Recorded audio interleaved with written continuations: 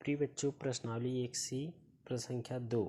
ध्यान से सुनिए क्या लिखा है। निम्नलिखित परिमेय संख्याओं में से कौन सी संख्या को शांत दशमलव के रूप में निरूपित कर सकते हैं। इसमें 4 सवाल दिया, बहुत आसान सवाल है। सिर्फ आप एक छोटा सा ट्रिक देख लीजिए, आप चारों सवाल का जवाब अपने से स्वयं दे सकते हैं। सिर्फ आपको हर देखना पड़ेगा, हर का आप गुणनखंड कर दीजिए। बस गुणनखंड में 2 और 5 आना चाहिए, उसके सिवाय कुछ नहीं आना चाहिए। अगर 2 और 5 आ गया तो आपकी संख्या क्या कहलाएगी, ये जो दशमलव इसका होगा वो शांत होगा। तो ध्यान से देखिए, पहला सवाल आप लोग के सामने सॉल्व कर रहे हैं। देखिए पहला लिखा है 1/20। अभी हमने क्या कहा, हर का आप क्या कर दीजिए गुणनखंड।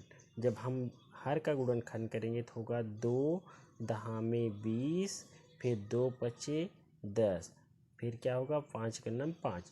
अगर हम इसको लिख सकेंगे कैसे, 2 गुणे 2 गुणे 5, ठीक, ये हो गया। अब क्या लिखेंगे, 2 की पावर 2 गुणे 5।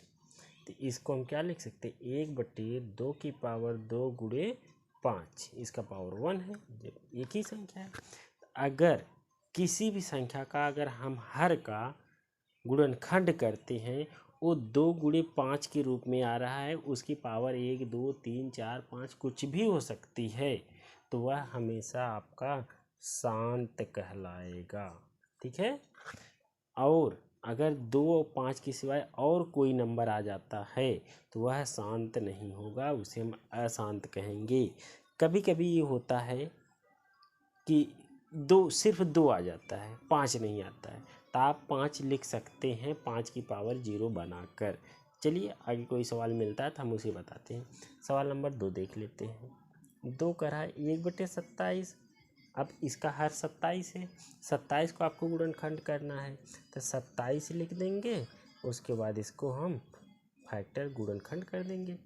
3 9 27, 3 त्रिका 9, 3 का 9 3, इसका गुणनखंड है 3 गुणे 3 गुणे 3, इसका मतलब 3 की पावर 3। इसे हम लिख सकते हैं 1/3 की पावर 3। बात समझ में आई।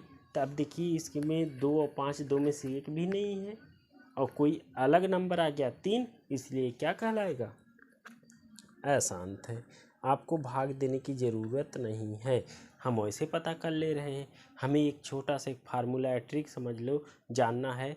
हमेशा उसका हर जो है, हर क्या आना चाहिए, हर आपका 2 गुणे 5 के रूप में आना चाहिए। इसका पावर m, इसका पावर n। जहाँ m और n पूर्ण संख्या है, पूर्ण संख्या है। बस पूर्ण संख्या का मतलब 0 भी हो सकता है, 1 भी हो सकता है, 2 हो सकता है, 3, कुछ भी हो सकता है। अगर आपको इतनी बातें अच्छे समझ में आ गई तब आप इस सवाल को बहुत आसानी के साथ हल कर सकते हैं। ठीक है। प्रश्न संख्या हम 3 देखते हैं। 3 क्या कह रहा है, 3 कह रहा है 3/5 को हल करना है। तब 5, ये देखिए 5 का तो खुद ही फैक्टर है, 5 का फैक्टर करने का आवश्यकता ही नहीं, क्योंकि ये खुद ही एक अभाज्य संख्या है, इसका कोई फैक्टर होगा ही नहीं। हम इसको ऐसे लिख सकते हैं 3/2 की पावर 0 गुणे 5 की पावर 1। तो देखिए 2 और 5 के रूप में बन गया कि नहीं, हाँ बन गया। जब बन गया तो आप इसे क्या कर देंगे, ये आपका शांत है। तो हमारे ख्याल से प्रश्न संख्या 2 में आप लोग को कोई समस्या तो नहीं होनी चाहिए।